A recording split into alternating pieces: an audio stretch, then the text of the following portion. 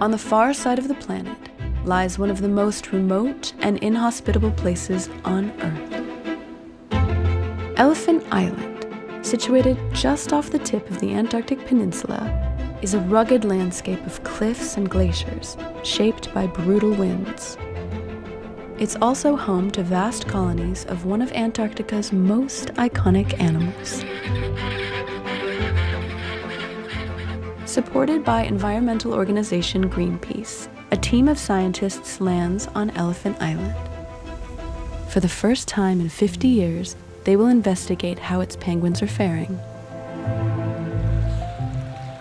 The health of the Antarctic ecosystem is linked to the state of penguin populations. And the best way to measure those is by counting the birds.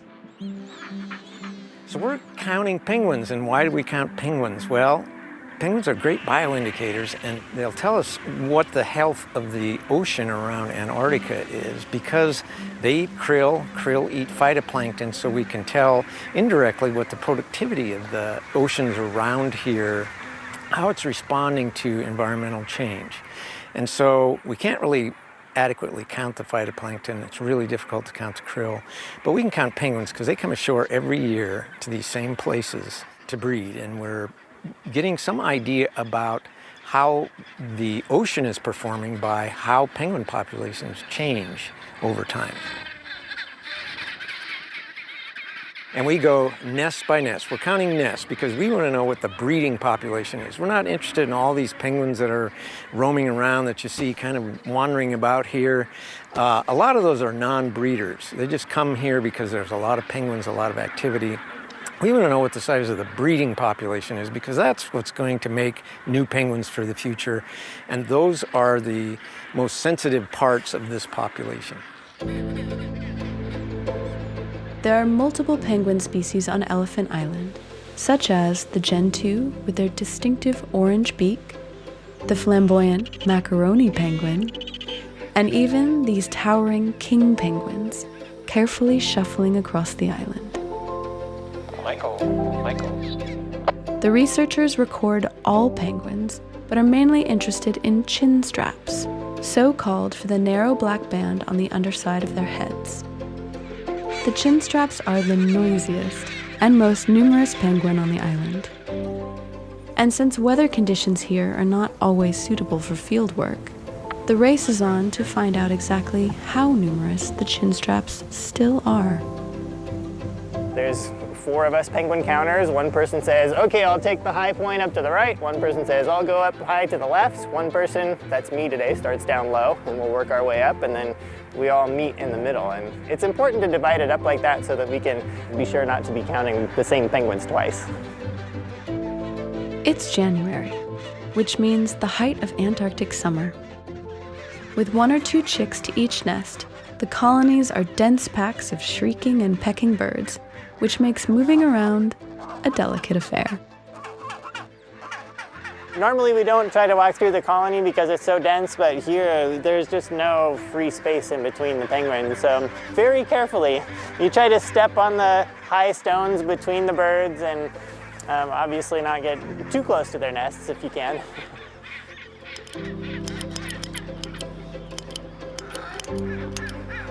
Counting penguins at its core is pretty basic. It really is 1, 2, 3.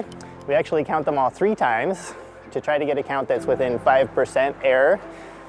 It kind of looks crazy sometimes. We're standing on a rock gazing over a penguin colony, very still, with our arms out, and it looks like we're conducting a symphony of penguins or something like that, because we're out there really looking at every single individual penguin and literally counting heads.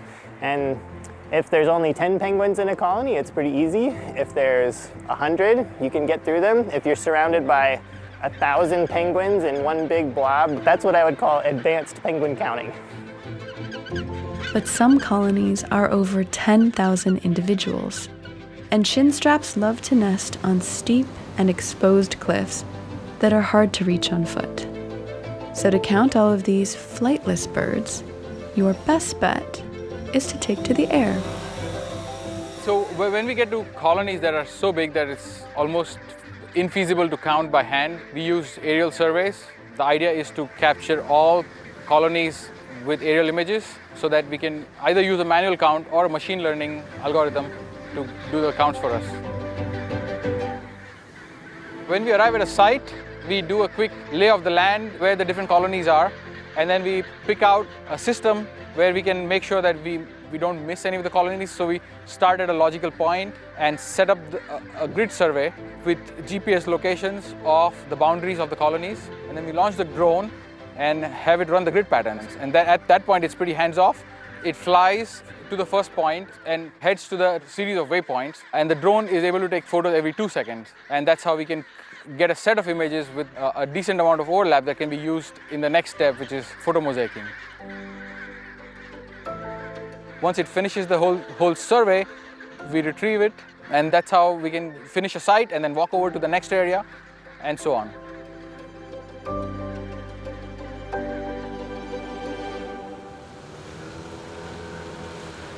For a bird nerd like me, being in the middle of a penguin colony here in a practically unexplored island in Antarctica is like the ultimate experience. I can't even describe it. It makes my skin tingle when we're on the Zodiac and we're coming into the beach, just seeing all these birds waiting for us to arrive.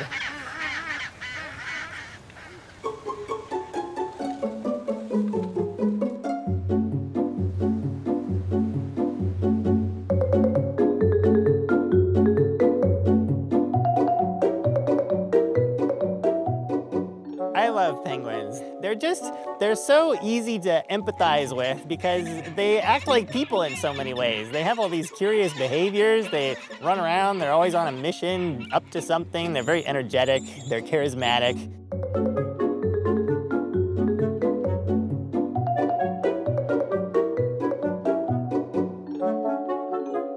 Penguins are really amazing creatures. They are hardcore, and they have some pretty amazing adaptations to survive here. They have the densest packed feathers of any bird in the world. It's something like 90 feathers per square inch. That gives them their waterproof parka and down jacket all in one.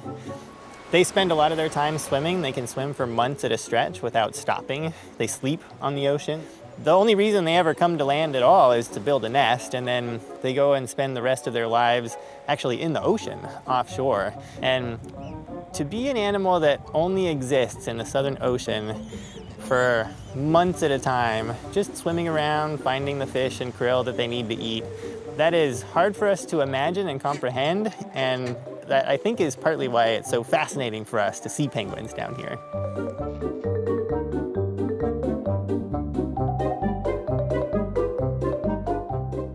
I think that we can learn a lot by watching birds, because birds at their core need most of the same things that we do. They need a place to live, they need food, they need to find a mate and leave a legacy.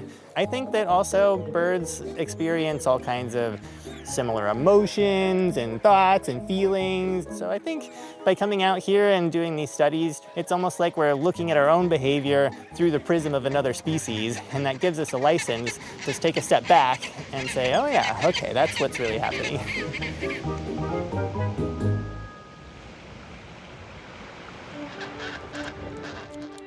Penguin colonies may remain in place for centuries and chin straps, even though they venture out to sea for hundreds of miles, always return to the same colony to breed. The last and only time Elephant Island's penguin population was properly surveyed was in 1971. The maps and data from that British Joint Services expedition are now being used by the present-day researchers. So we've got some great data from 50 years ago about what the penguin populations look like. So we'll compare our counts to that historic data, and we'll get some idea about whether things are changing or not. Penguins are extremely well adapted to live in Antarctica in these conditions. But when those conditions then start to change, that's when we start getting worried about them, because they've evolved over so many eons to live in this place as it is, and then as it starts to change, then we'll see how adaptable the penguins can be. The Antarctic is witnessing vast changes. Over the past 50 years, temperatures have risen by around 3 degrees centigrade, one of the fastest increases in the world. Among other things, the warming affects ice formation. And the underside of sea ice is a critical habitat for krill, the shrimp-like creatures which are food for many of Antarctica's animals, including chinstrap penguins. The climate change losers here are chinstrap penguins.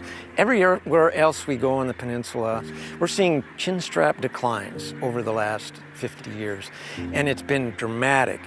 Some of those populations have declined as much as 50%. We've seen chinstrap colonies completely vanish.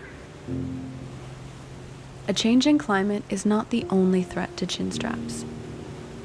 In recent years, krill fishing has caused competition for their food, creating additional pressure on the penguins in ways we are yet to fully understand. After 10 days of counting and covering 98% of the colonies surveyed in 1971, it's time for the researchers to add up the results. 44, 45, 45, 16 three times. All of Elephant Island's 32 colonies show declines, and overall the chinstrap population has fallen by almost 60% in 50 years. 11 three times. We try to keep an impartial look at this in terms of our emotional response to the data. It's disturbing from the standpoint of the amount of change that's happening so rapidly. We just don't see this kind of stuff in other ecosystems generally. If you'd seen this with, say, any terrestrial mammal species over a 50-year period, people would be certainly concerned. It suggests the amount of change that's happening here, how rapid it is. And it remains to be seen what the ultimate consequences are, not just for chinstrap penguins, but for the ecosystem as a whole.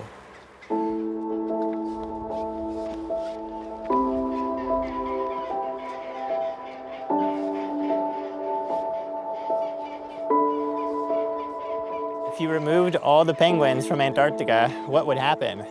I don't want to do that experiment. As a scientist or as a person who loves birds, penguins are a keystone in Antarctica. There's something like 90% of the avian biomass in this region is penguins, and there are millions and millions of them.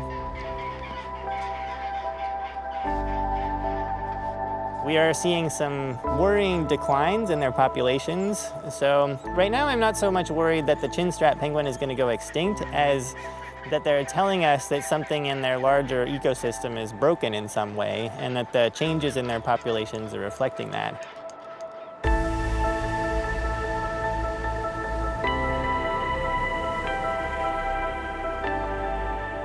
I've been coming down here for 25 years, and I've seen some pretty remarkable changes. Been seeing penguin populations crash, literally. Climate's changing more rapidly in the Antarctic Peninsula probably than any place on the planet. It's very likely that when we experience these things in our temperate climates where we all live, we're also going to have to adapt just as the chinstrap penguins are doing right now.